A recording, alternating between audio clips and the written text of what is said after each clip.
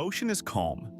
A soft morning haze drifts above the harbor, where ships once carried not just goods, but ideas, culture, and change. Welcome to Yokohama, a city that didn't just grow, it opened. Located just south of Tokyo, Yokohama tells a different story. Less chaotic, more spacious, yet deeply connected to Japan's transformation from isolation to modern global power. Here, the skyline reflects on the water like a living mirror. Ferris wheels glow at night.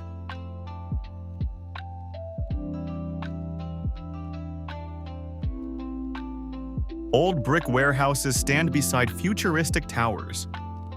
This is not just a port city. This is the gateway where Japan met the world.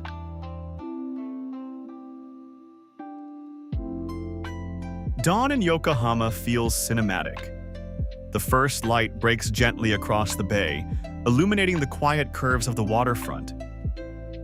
The air carries a mix of salt and city, fresh, clean, awakening. Along the promenade, locals begin their routines. Joggers move in silence. A fisherman prepares his line. A couple stands still, watching the sun rise over the Pacific. The skyline of Minato Mirai slowly reveals itself, glass towers catching light, casting reflections into the water below. The city doesn't rush, it unfolds.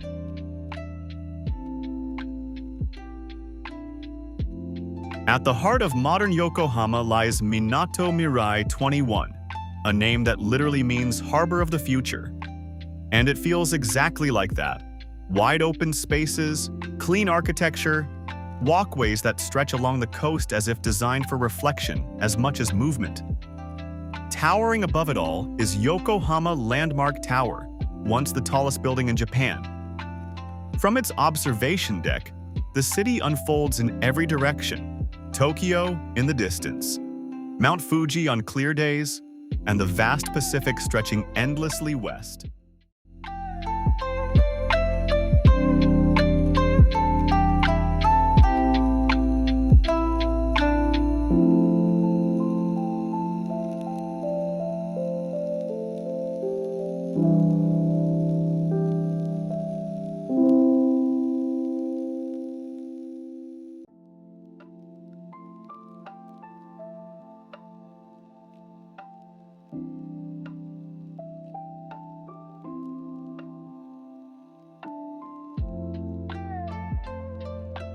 Nearby, the giant Ferris wheel, Cosmo Clock 21, stands as both a ride and a symbol.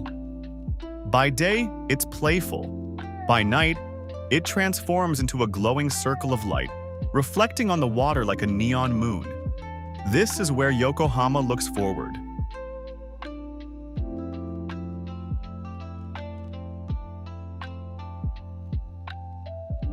Before Yokohama became modern, it became open. In 1859, this quiet fishing village transformed into one of the first ports open to foreign trade after centuries of Japanese isolation. Ships arrived from distant lands. Languages mixed. Ideas spread. The impact still lingers today. At the historic docks, the preserved Nippon Maru rests silently, a reminder of the maritime legacy that shaped the city. Nearby, red brick warehouses, Yokohama Red Brick Warehouse, have been transformed into cultural spaces, cafes, and shops. But their structure remains unchanged, holding on to the past while embracing the present. Yokohama doesn't forget where it came from. Yokohama's story is not just written in architecture, but in flavor. At Yokohama Chinatown, the streets burst with color, aroma, and energy. Lanterns hang above narrow alleys. Steam rises from bamboo baskets. Voices blend into a rhythm of movement and life. This is Japan's largest Chinatown and one of the most vibrant in the world. Here, cultures meet on a plate. Dumplings, noodles, roasted meats, each dish carrying history across generations. But Yokohama's culinary identity goes even deeper.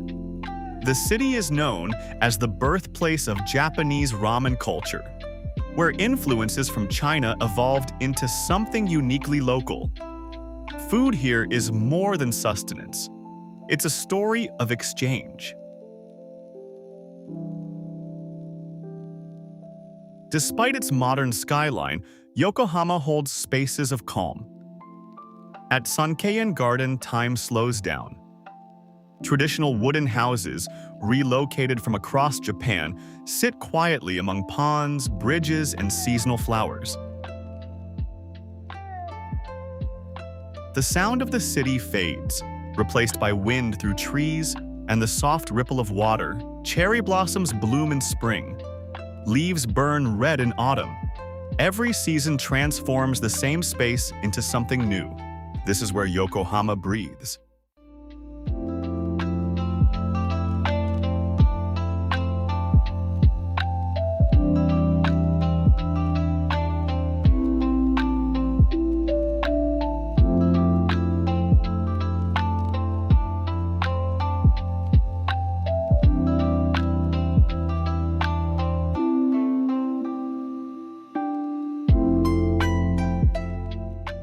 The coastline of Yokohama is not wild like distant oceans.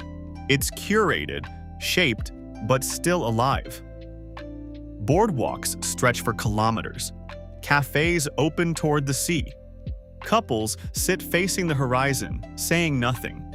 Ships glide slowly across the bay, their movement almost meditative. And then there's Yamashita Park, a place where locals gather, where time seems to pause. Street performers appear, children run freely, travelers stop, not because they have to, but because they want to. As the sun begins to set, Yokohama changes. The glass buildings reflect shades of gold and orange. Shadows stretch across the harbor. The Ferris wheel prepares to glow. This is the moment when the city feels most alive, not because of noise, but because of light. Photographers wait, couples walk slower, even the wind feels softer. And then the skyline lights up. Night in Yokohama is where the city becomes cinematic. The reflections on the water double the skyline. Neon lights shimmer with every ripple. The Ferris wheel rotates slowly, glowing like a pulse in the distance. Restaurants fill, laughter echoes. Music drifts through the air. Yet even at night, Yokohama remains composed. It doesn't overwhelm, it invites. A walk along the bay becomes a memory. A quiet moment becomes something lasting.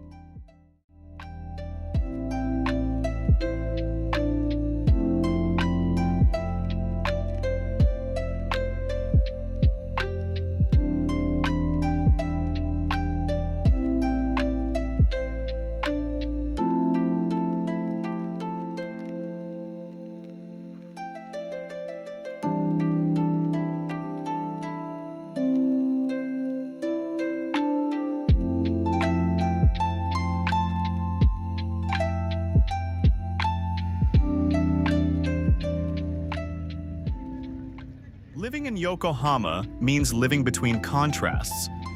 Close enough to Tokyo for opportunity. Far enough to maintain peace. Trains move seamlessly between the two cities, carrying workers, students, and travelers every day. But when they return to something calmer, a slower rhythm, a clearer horizon. Yokohama isn't trying to compete with Tokyo, it's offering an alternative. Yokohama has always been about connection, between Japan and the world, between past and future, between movement and stillness. It's a place where cultures meet, where ideas flow, where history is visible but not heavy. Every street, every view, every reflection tells part of that story. Beyond the structured harbor of Yokohama, the coastline stretches outward, less controlled, more natural.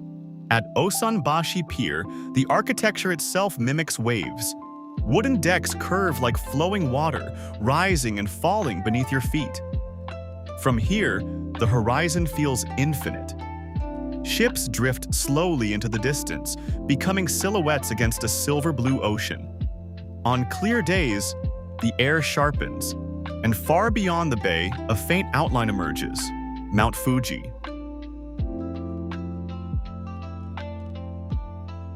Not always visible, but always present.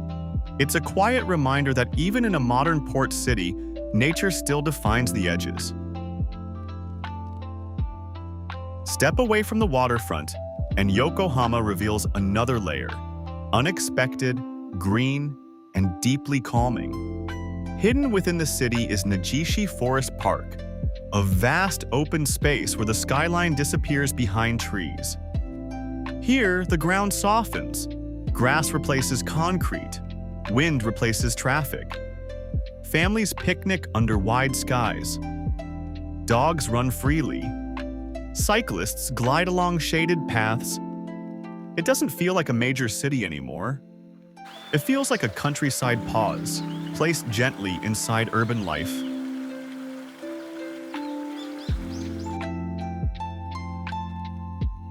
Spring doesn't arrive quietly in Yokohama. It transforms everything. At parks, along rivers, and across quiet streets, cherry blossoms begin to bloom. Soft pink petals spread across branches, forming tunnels of color that seem almost unreal. At Sankeien Garden, reflections double the beauty, blossoms mirrored perfectly on still water. Petals fall like snow, time slows down. People gather not to rush, but to witness. This is not just a season, it's a moment Japan pauses for.